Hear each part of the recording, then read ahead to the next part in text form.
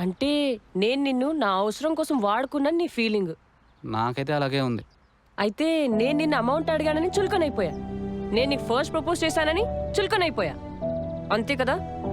ఆ ప్రపోజల్ కూడా నీ అవసరం చేసినట్టుంది కానీ నా మీద ప్రేమతో చేసినట్టు లేదు. హ్మ్.